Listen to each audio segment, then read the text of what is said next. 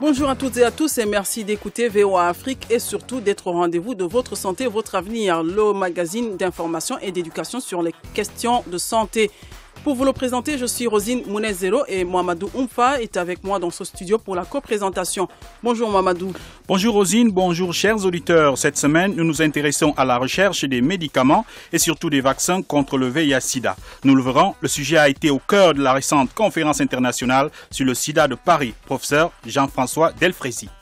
On a eu beaucoup de choses sur des résultats scientifiques, les nouveaux antirétroviraux, sur la relation entre justement les nouveaux traitements en oncologie et puis le VIH. Nous parlerons des projets de vaccins en cours de développement par le Vaccine Research Institute. Professeur Jean-Daniel Lelièvre. Nous, on travaille sur 2 modèles de vaccins. Des vaccins thérapeutiques pour les personnes qui sont déjà infectées par le VIH et des vaccins prophylactiques pour les patients qui sont séronégatifs. Et nous évoquerons un médicament vaccin qui est à l'étude à l'Institut de médecine tropicale d'Anvers en Belgique.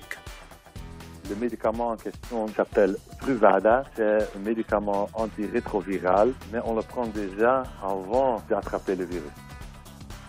Toutes ces informations et bien d'autres dans vos rubriques habituelles. Et tout de suite, commençons par l'actualité.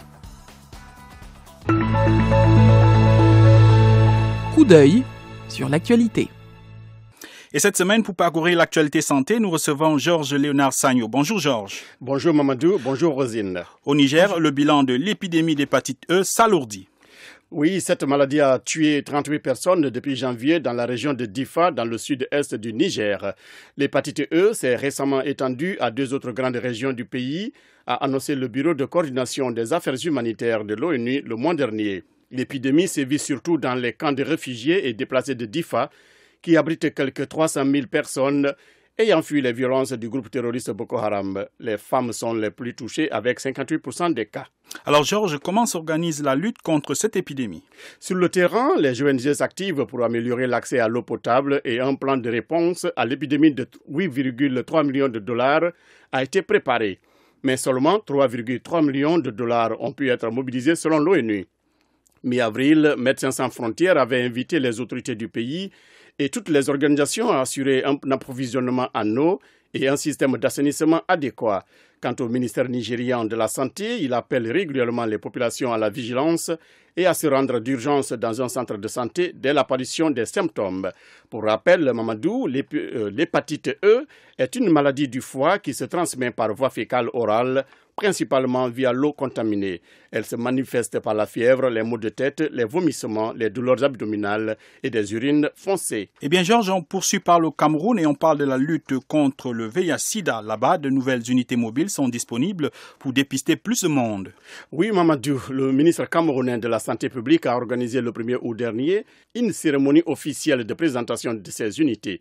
Les autorités camerounaises ont réceptionné des minibus offerts par le Fonds mondial de lutte contre le sida, la tuberculose et le paludisme. Ces minibus sont destinés aux groupes techniques régionaux du Comité national de lutte contre le sida. Ils permettront d'aller dans les zones les plus reculées où les campagnes de dépistage sont rares et parfois inexistantes. Les autorités visent à faire dépister au moins 1,8 million de personnes cette année.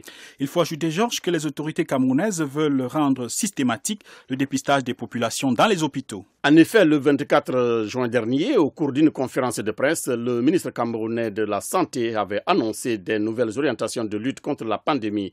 Parmi ces orientations, il est prescrit de proposer systématiquement un test de dépistage du VIH à toute personne qui se présente dans une formation sanitaire, quel que soit le motif de la consultation. Toujours selon la dite conférence de presse, il a été rappelé que le test de dépistage du VIH est gratuit chez les jeunes de moins de 15 ans, les femmes enceintes, les patients tuberculeux et coûte 500 francs CFA pour les autres personnes. Le taux de séroprévalence est actuellement de 4,3% au Cameroun pour une population estimée à 22 millions d'âmes. Vous suivez Votre santé, votre avenir sur VOA Afrique. Et puis terminons, Georges, par la RDC où l'épidémie de choléra est en voie d'être maîtrisée à Goma. C'est en tout cas ce qu'a annoncé la division provinciale de la santé du Nord Kivu le 25 juillet dernier. Selon Janvier Koubouya, chef intérimaire de division provinciale de la santé au Nord Kivu, cité par nos confrères de Radio Okapi, cette maîtrise se situe à 2 niveaux. Au niveau de la sensibilisation des populations et de la prise en charge des malades. Selon lui, de nombreux cas suspects ont été rapportés par les populations qui n'hésitent pas à se rendre dans les structures hospitalières dès les premiers signes de la maladie. Il salue également l'implication des partenaires nationaux et internationaux mobilisés pour lutter contre l'épidémie. Il n'empêche, Georges, que les risques de choléra ne sont pas éliminés. Oui, Mamadou, les défis majeurs auxquels les populations continuent d'être confrontées concernent l'approvisionnement en eau potable. Selon l'OMS, l'accès à l'eau potable et l'assainissement sont essentiels pour réduire la transmission du choléra et des autres maladies à transmission hydrique. Rappelons qu'entre le 7 et le 22 juillet dernier, plus de 1880 cas de choléra avaient été enregistrés dans les zones de santé de Goma, Karisimbi et Nyiragongo dans l'est de la République démocratique du Congo, causant la mort de 13 personnes, Mamadou. Espérons en tout cas que la situation sera durablement maîtrisée dans la province congolaise du Nord Kivu, qui souffre déjà de l'insécurité. Merci Georges. Merci à vous.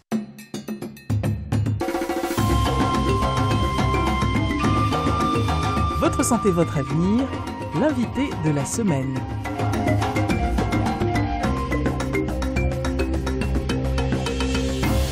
La 9e conférence internationale de recherche sur le sida s'est tenue à Paris, la capitale de France, du 23 au 26 juillet 2017. Quelques 6000 spécialistes se sont réunis pour discuter de la recherche et des solutions nouvelles dans la lutte contre le sida.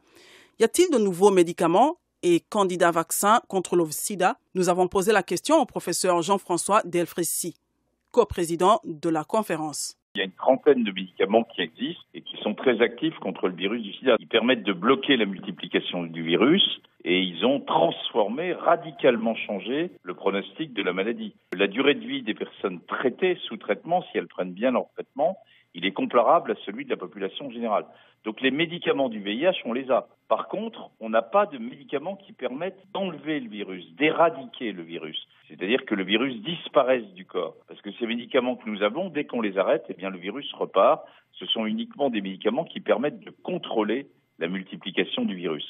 Et donc ça, c'est tout l'objet de recherche, mais on en discutera, c'est comment aboutir à l'éradication.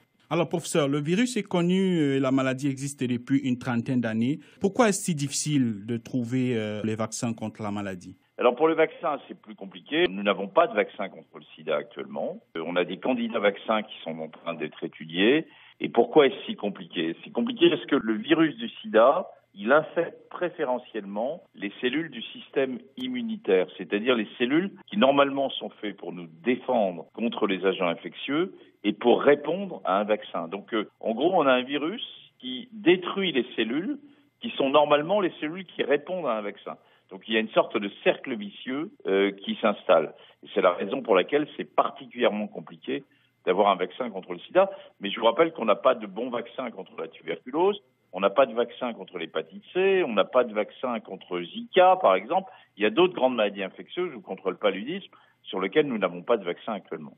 Alors, vous avez évoqué les candidats vaccins. Est-ce qu'on peut faire l'état? Quels sont les candidats vaccins à l'heure actuelle qui sont assez avancés dans la recherche? Eh bien, on a plusieurs candidats vaccins. On a eu un seul essai thérapeutique qui a montré un effet protecteur d'un outil vaccinal. Ça remonte déjà il y a assez loin. L'effet protecteur était limité puisqu'il protégeait uniquement avec un taux de succès de 36% à peu près. Ce qui n'est pas suffisant pour un vaccin puisque ce qu'on attend d'un vaccin, c'est qu'il protège à plus de 90%. Mais ça nous a permis d'étudier les personnes qui étaient protégées et celles qui ne l'étaient pas. Quelle était la réponse immunitaire qu'elles avaient? Quelles étaient les différences? Donc on sait mieux maintenant ce que doit induire un vaccin pour obtenir une bonne réponse immunitaire et une bonne réponse immunitaire qui protège. Donc c'est vraiment les éléments nouveaux à la fois de cette conférence. Alors on a plusieurs candidats vaccins, donc ils sont c'est techniquement difficile à les expliquer pour le grand public, mais disons qu'il y en a ceux qui sont portés par un adénovirus et d'autres qui sont au contraire des produits purement génétiques. Et ils sont en train d'être testés, en particulier contre les souches les plus fréquentes, les souches africaines, et contre le sous-type C du virus VIH. Alors, parlons justement des tests. Où est-ce que les tests se déroulent actuellement? Comment ça se passe au niveau du recrutement des volontaires? Comment ça se passe concrètement sur les recrutements se font dans de très nombreux pays africains, en Afrique de l'Est, en Afrique du Sud et en Afrique australe en général. Et puis également, on a plusieurs centres de vaccination dans l'Afrique francophone, en Afrique de l'Ouest, au Burkina Faso, au Sénégal, en Côte d'Ivoire. Donc il y a plusieurs centres de recherche qui s'occupent d'évaluer des stratégies vaccinales. C'est en train de débuter parce que jusqu'à maintenant, la majorité des grands essais vaccinaux avaient été réalisés plutôt au nord. Mais là, ils sont en train d'être débutés au sud et ce sont des centres spécialisés pour bien étudier, suivre, non pas des patients, mais des personnes qui vont bien, qui sont volontaires, pour voir si elles sont protégées contre le virus du VIH. Vous avez parlé tout à l'heure des médicaments, de la recherche des médicaments qui permettraient d'éradiquer totalement le virus. Est-ce que sur ce point-là, est-ce qu'on a avancé dans la recherche? Oui, c'était un des thèmes de la conférence de Paris. La recherche sur le VIH a tendance à se rapprocher de la recherche sur le cancer. Parce que, somme toute, il n'y a peut-être pas de grosses différences entre les cellules résiduelles cancéreuses sous traitement et les cellules qui constituent le réservoir virologique du VIH. Donc c'est dans ce cadre-là qu'on a un rapprochement et avec peut-être des médicaments dont l'objectif sera de stimuler la réponse immunitaire pour essayer de contrôler. Parce qu'on peut imaginer qu'on n'éradique pas forcément, c'est-à-dire qu'on n'élimine pas totalement le virus, mais qu'on rende l'organisme capable de le contrôler en boostant l'organisme et en boostant les réponses immunitaires de l'organisme. Alors, l'un des points cruciaux dans la recherche, c'est le financement. Est-ce que, selon vous, les chercheurs ou les centres de recherche ont assez de moyens pour mener leurs activités de recherche? On a besoin toujours de plus de financement. Bon, la France est un pays assez privilégié pour les financements puisqu'on a une agence de recherche dédiée au VIH et aux hépatites qui fait à la fois tous les aspects de la recherche et dont une partie, plus de 20% du budget, est consacrée au partenariat avec les pays du Sud. Les Américains également ont de très gros financements au niveau recherche. Une des craintes qu'il y a, c'est que ces financements diminuent au cours des prochaines années, en particulier aux États-Unis, avec la politique du nouveau président Trump. Mais enfin, rien n'est acquis et pour l'instant, en tout cas, il y a des financements qui se poursuivent. Après, on a besoin de financement non seulement pour la recherche, mais aussi pour que les patients des pays du Sud puissent bénéficier des traitements antirétroviraux. Et cela, c'est financé par de grandes opérations internationales, en particulier le Fonds mondial, et qui est financé lui-même, en partie par les ministres de la Santé des différents pays touchés, mais aussi par des coalitions, entre guillemets, du Nord. Et la France est le deuxième grand donateur mondial sur ce sujet. Donc, on a beaucoup d'éléments qui font qu'on peut gagner la lutte contre le sida, qu'on peut casser la courbe de l'épidémie, mais c'est sûrement pas le moment de réduire les fonds. Parlons maintenant des chercheurs de la recherche, surtout en Afrique. Alors, est-ce qu'il y a une plateforme de collaboration entre les centres en Afrique et les chercheurs africains et les chercheurs occidentaux? Comment est-ce qu'un chercheur africain qui a peut-être des résultats satisfaisants peut faire connaître ses travaux à l'échelle internationale? Eh bien, il y a en effet de très nombreuses collaborations qui existent entre les différents pays du Nord, les États-Unis, l'Angleterre, la France, bien sûr. C'est les trois principaux pays. Et puis, on a une série de collaborations dans différents pays, soit de langue anglaise pour les Anglais et les Américains, soit plutôt la francophonie du côté français. Donc, on a des plateformes de recherche, comme vous l'indiquiez, dans les pays. Nous en avons à l'ANRS au Burkina Faso, au Cameroun, en Côte d'Ivoire, au Sénégal, et on en a également ailleurs, en Asie du Sud-Est, où là, il y a des chercheurs du Nord et des chercheurs du Sud, à égalité complètement, qui portent des projets, qui déposent des projets, et qui, s'ils sont financés les mêmes, et peuvent être générateurs de nouvelles idées. Donc, il y a un partenariat Nord-Sud, Sud-Nord, qui est très important dans le domaine du VIH. Et un chercheur qui souhaite pousser une idée, il faut qu'il se rapproche des équipes qui sont très connues, en particulier dans les capitales de l'ensemble de ces pays de l'Afrique francophone du Grand Ouest. La conférence internationale sur le sida que vous co-présidez est en train de s'achever à Paris. Qu'est-ce qu'on peut attendre concrètement de cette conférence-là? D'une part, des résultats scientifiques. On a eu beaucoup de choses sur les nouveaux antirétroviraux, sur la relation entre justement les nouveaux traitements en oncologie et puis le VIH. On a vu la place majeure que sont les associations de patients, car tout ça ne peut bouger que si les associations de patients sont des opérateurs, portent les traitements et poursuivent ces traitements. Donc tout ça est essentiel. On a également eu des discussions avec des ministres politiques qui sont venus et auxquels on a rappelé en effet les besoins à la fois de financement, mais aussi de leadership politique pour continuer à porter la lutte contre le sida. Nous remercions le professeur Jean-François Delfrécy qui nous répondait depuis Paris, en France. Quelqu'un l'a vécu. Voici son témoignage. Selon les experts, un vaccin reste le meilleur moyen de mettre fin à l'épidémie qui a contaminé 76 millions de personnes et provoqué 35 millions de décès depuis son apparition au début des années 1980. Plusieurs chercheurs et instituts de recherche sont engagés dans la recherche d'un vaccin. C'est le cas de Vaccine Research Institute de Paris.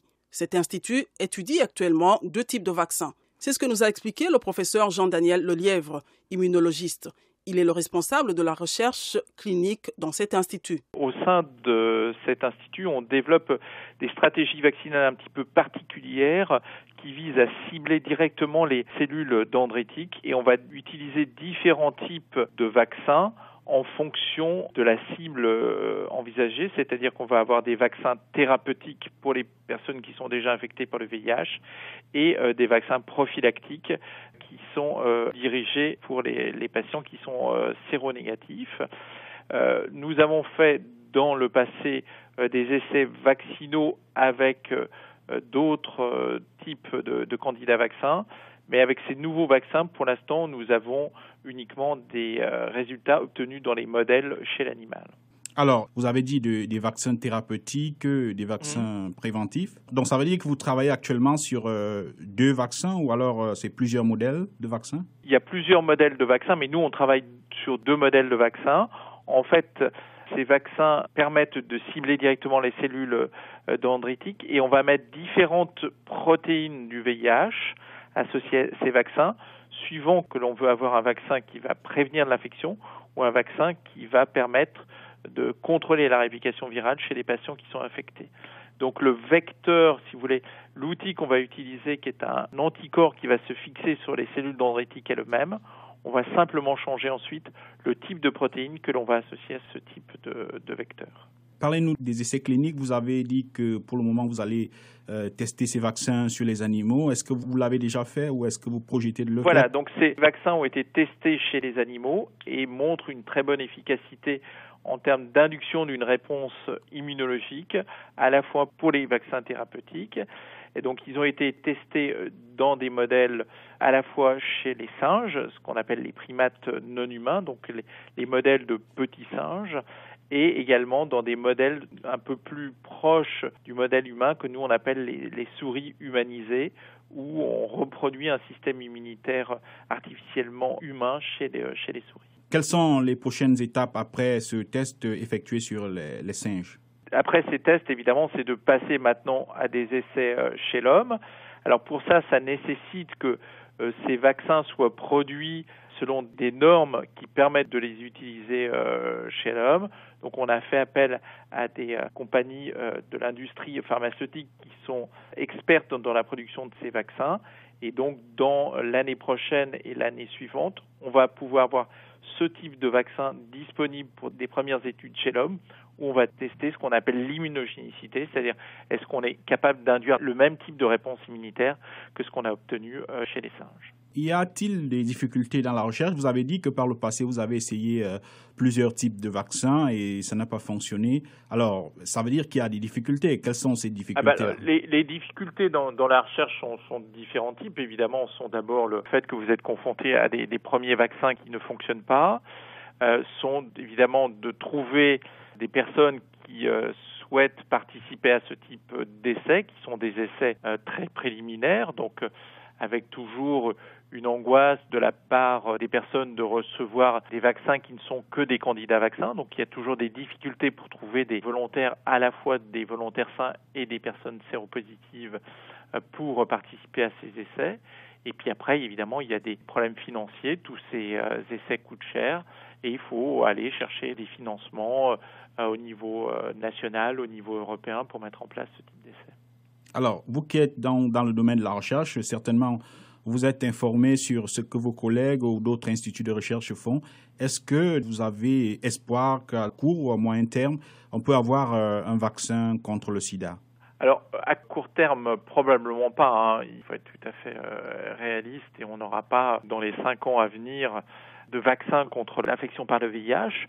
Par contre, la recherche est très active et on a des pistes très intéressantes pour des vaccins qui pourraient être efficaces.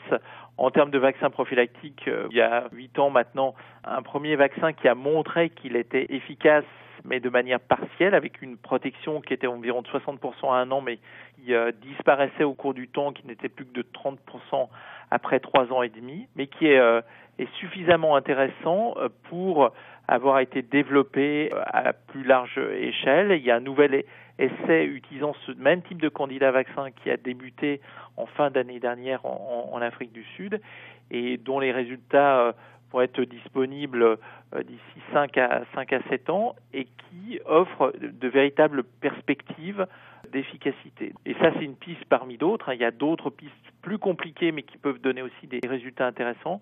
Et tout ça nous laisse espérer qu'on pourrait obtenir un jour, peut-être pas dans 50 ans, mais beaucoup plus rapidement que ça, un premier candidat de vaccin suffisamment intéressant en termes de protection pour être proposé à large échelle au niveau mondial. En Belgique aussi, la recherche se poursuit. L'Institut de médecine tropicale d'Anvers a testé un médicament vaccin contre le VIH. Pour en savoir davantage, nous avons joint Roland Scholtalbers, responsable de la communication de cet institut. En fait, le médicament en question, il s'appelle Truvada. C'est un médicament antirétroviral qui agit contre le virus VIH, mais on ne le prend pas après avoir attrapé le virus, mais on le prend déjà avant d'attraper le virus. Alors, l'étude a commencé quand et puis comment ça s'est déroulé jusqu'à présent? En fait, l'Institut de médecine tropicale d'Anvers amène une étude avec 200 participants en Belgique.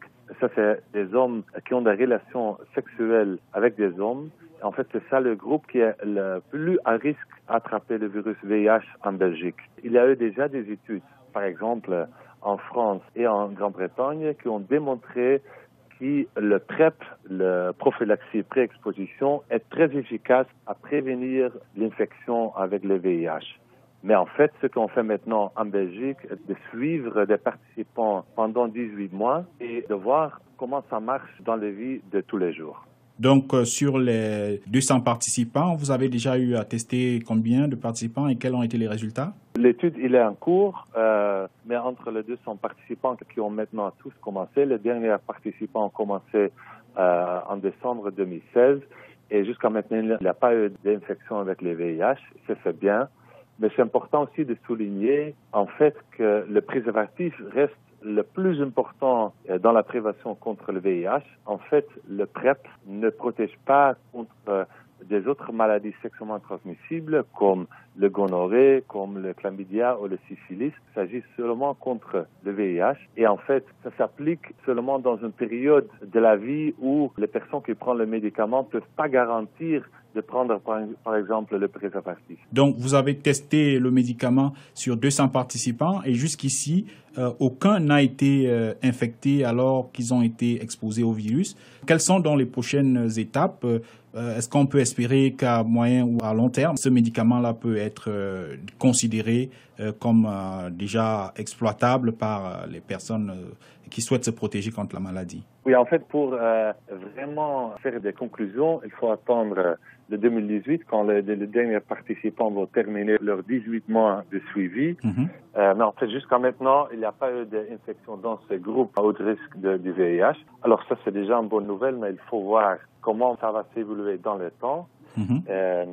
Et en fait, en Belgique, le ministre de la Santé a décidé le 1er juin de rembourser aussi ce médicament, qui jusqu'à maintenant, il est aussi cher. Là, ça va changer dans les années à venir aussi. Le prix est en train de devenir plus bas. Mais en fait, il y a aussi un côté économique aussi à la question, parce qu'en fait, ça s'agit de médicaments qu'il faut prendre régulièrement pour prévenir la maladie. Et il faut voir dans chaque pays spécifique de comment ça marche, de comment on peut l'appliquer. L'épidémie du VIH est un problème très grand en Afrique, on le sait. Il faut commencer à penser comment il peut contribuer à lutter contre l'épidémie, on a des autres outils de prévention et bien sûr, le préservatif reste le plus important pour la plupart du monde, mais aussi en Afrique, on doit aller voir qui sont dans une situation de risque pendant une période de leur vie. Il faut voir quel rôle le PrEP peut jouer contre le virus VIH. Nous remercions Roland Stoltalbers depuis Anvers en Belgique. Ajoutons aussi qu'ici aux États-Unis, une équipe de chercheurs coordonnée par le professeur Dan Barouch de la Harvard Medical School a testé un candidat vaccin sur des singes. Un test qui a démontré en moyenne une efficacité de 66%. Une phase clinique plus large est prévue dans les mois à venir pour déterminer l'efficacité du candidat vaccin. Questions et commentaires, c'est maintenant. Chers auditeurs, un expert vous répond.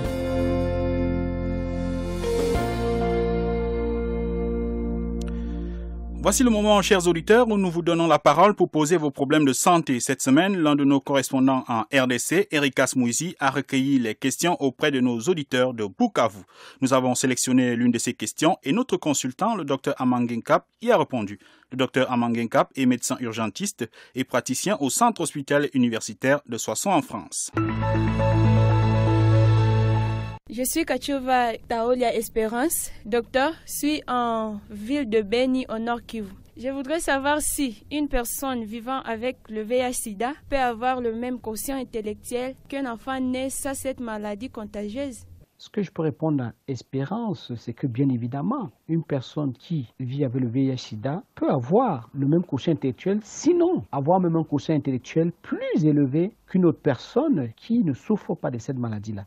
Mais il est évident qu'il faudrait que cette personne infectée par le VIH-Sida n'ait pas développé des complications infectieuses cérébrales comme des toxoplasmoses cérébrales ou des tuberculoses cérébrales, parce que ça, c'est malheureusement les complications du VIH qui peuvent endommager le potentiel intellectuel. Et bien évidemment, il faudrait que cette personne qui vit avec le VIH-Sida puisse bénéficier assez précocement d'un traitement antirétroviral qui va permettre de rendre sa charge virale indétectable et qui lui permettra de vivre comme une personne qui n'a quasiment pas été infectée par le VIH-Sida. Bien évidemment, cette personne également, pour qu'elle puisse garder tout son potentiel intellectuel, devra avoir un excellent soutien socio-psychologique de son entourage, parce que un désordre psychologique, un trouble de l'humeur chez cette personne-là peut être source d'une dépression mentale. Et une dépression mentale, malheureusement, peut agir négativement sur le quotient intellectuel de la personne et rabaisser ce quotient intellectuel-là à une valeur nettement inférieure à celle qu'elle se devait être. Voilà ce que je pouvais répondre à Espérance par rapport à sa question. N'oubliez pas, si vous aussi vous avez des questions, des observations et des commentaires, contactez-nous sur la page Facebook de VOA Afrique. Désormais aussi, vous pourrez regarder la version télé de ce programme qui sera diffusée sur cette page Facebook, sur le site web de VOA Afrique, www.voaafrique.com et sur le réseau de nos télévisions partenaires.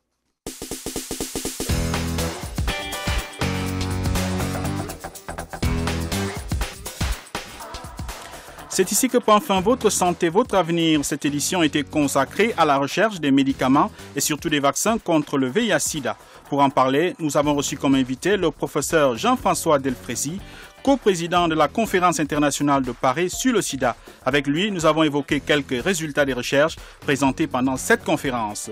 Nous avons aussi écouté le professeur Jean-Daniel Lelièvre, immunologiste et responsable de la recherche clinique au Vaccine Research Institute de Paris en France. Il nous a présenté les candidats vaccins en cours de développement par cet institut. Et Roland Stoltalbers de l'Institut de médecine tropicale d'Anvers en Belgique nous a parlé du Truvada, un médicament antirétroviral qui pourrait aider à prévenir la propagation du VIH. Comme d'habitude, notre consultant, le Dr Amangenkap, a répondu aux questions des auditeurs. Nous leur disons tous merci. Merci également à Georges Léonard Sagno qui était avec nous pour vous présenter les événements qui font l'actualité santé. Merci à nos correspondants de la RDC, Gabriel Nina à Lubumbashi, Bero Matanda à Kinshasa et Erika Smouizi à Beni qui ont aidé à la préparation de cette édition. Une édition réalisée avec le concours de Aiden Outko qui était à la console. À la présentation, vous étiez avec Rosine Monezero et j'étais en compagnie de Mohamedou Oumfa. Restez branchés au programme de VOA Afrique et n'oubliez surtout pas de prendre soin de votre santé, car votre santé, c'est votre avenir. À la prochaine.